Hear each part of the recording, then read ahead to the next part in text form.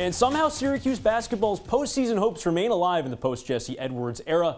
Welcome to sports. I'm Sam Lebowitz. If I told you that 2 weeks ago, I doubt you'd have believed me, but wins over Boston College and Georgia Tech at the Dome have Syracuse believing. And the lingering question remains that center position without Edwards. And between Bourama Sidibe and Frank Anselm, it sounds to me like Jim Boeheim's choice at the 5 is becoming clearer.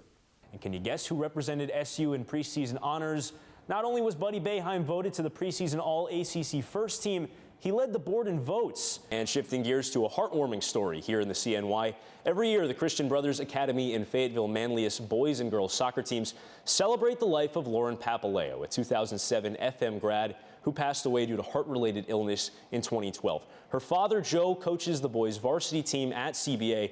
So for the 9th year in a row, the boys and girls wear red in support of the American Heart Association and play a doubleheader. Now, no matter what the nerds try to tell you, and I'm one of them, momentum is important in baseball, but it can come and go with the swing of a bat. Fast forward to the end of the third. Schrader again leaps over the goal line. SU pulls within 3. It felt like every time SU got close, FSU said not so fast. Jashawn Corbin punches through to get that lead back up to 10, 30-20. But the back and forth continued. We saw Schrader's legs. How about his arm? Anthony Quilly, like a 24-hour diner, wide open, makes it 30-27.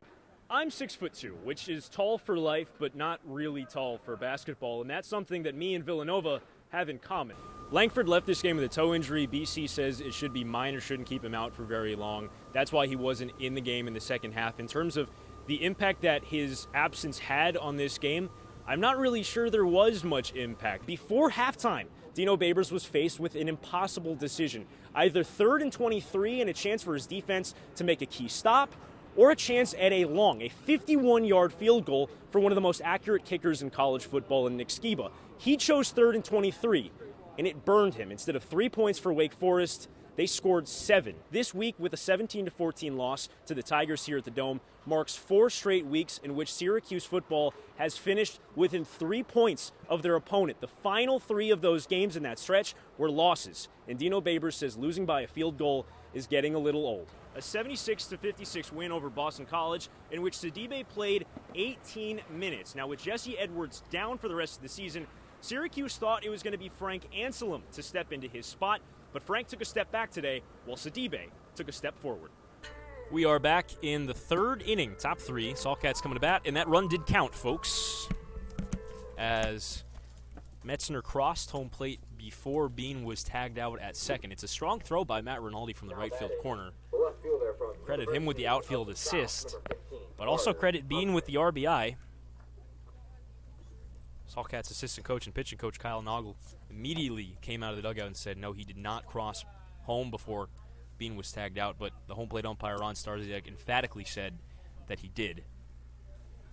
Carter Huffman will bat to lead off things here in the 3rd, followed by Matt Rinaldi and Mikey Edelman 8-9-1. First pitch to Huffman, down and outside for ball 1. Van Driesen's worked a pair of scoreless innings to start. Hasn't given up a hit yet, though he has hit a batter and walked a batter and been helped out by a nice play by his shortstop, Brady O'Brien. 1-0 home. Just off the plate, a fastball, 2-0 to Huffman. Huffman out of the University of the South has been a struggle for him this summer. Average below 200 at 171. 2-0. Well away. I think he tried a backdoor slider and it didn't break. 3-0. The last thing you want to do is help out Connor Van Dries and make him find the zone. He's already induced at least a walk. He hit a guy by a pitch. Make him work, make him come to you. And especially with a guy like Huffman, would love to see him sit something and really give it a ride. Not necessarily right now in 3-0. 3-0, swinging 3-0, and it's drilled deep to right field. Back goes Bean, takes a turn, looks up, it's up and out. An opposite field home run. Carter Huffman gets that run right back. Ball don't lie. Syracuse on the board. It's 1-1 here at Noyes Park. Welp, I said not necessarily right now, but man, 3-0. Huffman sits back, relaxes, and hammers ball the other way over the short porch. That'll get it done here at Noyes Park. We are tied. Second home run of the year for Huffman, 9th RBI. The first home run he's hit out of the ballpark this year. Both have come here in Noyes Park at an inside-the-park home run here at Sherrill. That was all the way back on June the 8th. And Rinaldi smokes one out to right center. That one's heading up and heading out. The 8-9 hitters for the Saltcats go back to back. Rinaldi lefty on lefty crime, and they take a 2-1 lead here in the third. Rinaldi's got his second home run of the year, and both. Here is Cheryl. Both also have come back-to-back, and Rinaldi's been on the second half, and I believe that was back-to-back pitches for the second time this year. I mean, you don't make this stuff up. Noyes Park, ladies and gentlemen. So Mikey Edelman now will hit after the first two Saltcats have homered. Huffman going to the opposite field, straightaway right field closer to the corner. And Rinaldi more towards right center. First one to Edelman. He's got a home run this year. He takes just beneath the zone for ball one. Someone in the Saltcats dugout said, boo, swing the bat. They wanted 3 homers in a row on 3 pitches. 1-0 to Edelman. Swing and a miss on a fastball down. Count 1-1 on Mikey. How about that?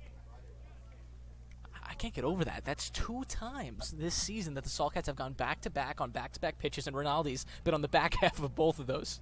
Unreal. 1-1 home to Edelman. Swing and a miss. Big cut on an off-speed pitch running inside on him, 1-2. I was still scoring the home run from Huffman. And I heard a loud sound, looked up, saw Bean going to the wall, and saw it sneak over.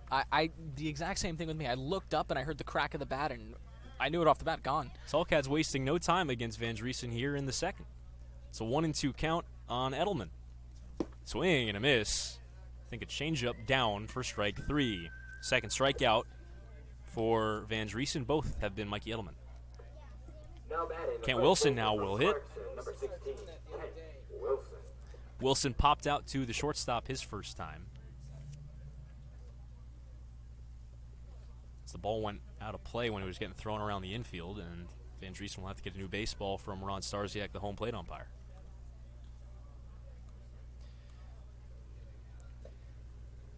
Well, I mentioned in his first at-bat that if Kent Wilson wants to start hitting for power, this would be a good place to do it. First one to him comes inside. Kent, coming in, was a .220 hitter, and only one of his hits this year have been for extra bases. Still no home runs. Kid who hit for power this year at Clarkson University. 1-0 home. Pulled to the right side. Eineman fields on a couple of hops and takes it to the first base bag himself for the second out. So now Mike DiStefano will hit with 2 out and nobody on base after the back-to-back home runs. Mike was hit in the backside by the first pitch he saw in the first. Mike also searching for his first home run of the year, although he's got some extra bases this year. 5 doubles, 3 triples. Driven in 15, coming in a .295 hitter. First one. Tipped foul into Jared Rhodes, the catcher. So 0-1 count. Mike, left-hand hitter out of Canisius College. One of the local kids on this Saltcats roster from Liverpool, New York, just outside the city limits of Syracuse. Will enter his junior year at Canisius. He's done an excellent job on the defensive side for the Saltcats this year, playing shortstop and second base. At shortstop today, as the 0-1 misses outside on a slider. Close pitch. If DiStefano can reach another power threat, Zach Buck will bat. Buck has a home run off Van Driesen this year. That came in Saltcats' second game here at Sherrill. 1-1 home to DiStefano. Big swing and a miss late on a fastball. That was the same game that you were referring to when the Saltcats first went back-to-back here at Noyes Park. Zach had 2 home runs in that game. His only 2 home runs of the season, though. He's got 10 doubles on the year. We know he's got more power than just 2 home runs. 2-1, or 1-2 rather, excuse me, sits low. 2-2 now. That matchup was back on June the 11th when the Saltcats put up 12 runs in a 12-9 win, hit 4 home runs, 2 off Buck's bat. But before he can hit, DiStefano on a 2-2. Lifted along the left field line and foul and out of play, so we'll do it again. DeStefano digging out home plate. It's a dirt field here.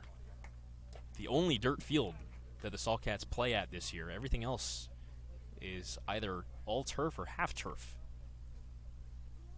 Digs out his divots where his feet go. The left-hand batter's box. Van Driesen a long hold, and DeStefano calls time.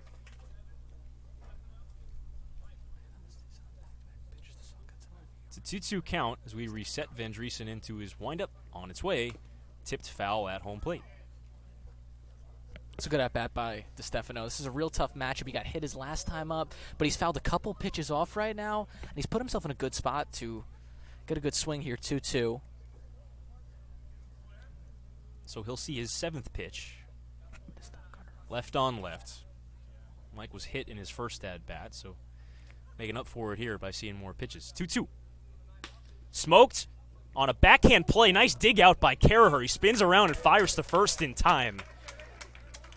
Nice defense there by the Silversmith second baseman to end the inning, but not before the Saltcats smash a pair of homers to start the frame. Carter Huffman, Matt Rinaldi, the 8 and 9 guys go back-to-back to give the Saltcats a 2-1 lead here in the top of the third. Tom Reisinger back to the mound to protect it in the bottom half. We'll take a quick break.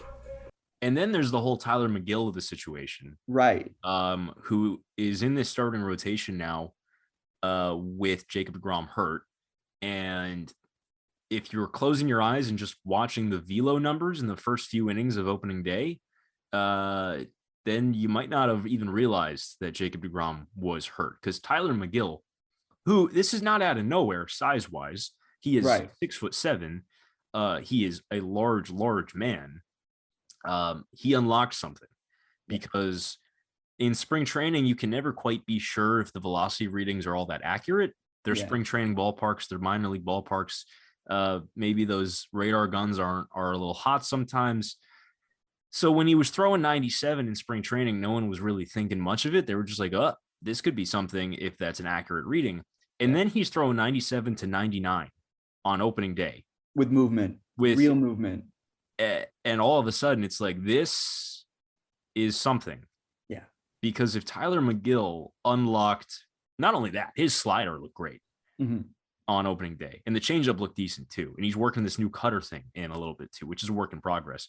Yeah. But if Tyler McGill unlocked an extra level of stuff with whatever he did this offseason, whatever magical Michael Jordan juice he was drinking, that makes him such a more valuable piece to this team. You know, I'm thinking obviously by the fourth inning, he's 95, 96, but those first couple innings when he was pumping in the upper 90s, in my head, I'm like, there's a home for this guy in the back end of some bullpen if he can touch 99 in short spurts with a possibly really plus slider. Like there's a home for him somewhere. If DeGrom comes back, if the rotation stays healthy, if there's room to experiment with Tyler McGill reliever, you might have something here, because if he can learn how to be a reliever, that 2-pitch mix could be really, really strong. Given the fact that he's already got the profile as a starter, he knows how to command the strike zone a little bit. He does know how to pitch a little bit. I think that he could be a really effective reliever. I'm not sure that there's room for that right now on this team. I think he's going to be starting. We said last week when we were making the predictions, I think that we're going to get a full season of Tyler McGill starts, because you know, given the rotation and the health historically of these guys in the rotation, the age of the guys in this rotation, I assume that at least one of them is going to be out at any given moment, which I think opens it up for Tyler to kind of get his 25 starts in this year. So I don't think there's room for him to experiment as a reliever, but I do think that if there was, it could be a fruitful experiment for this team.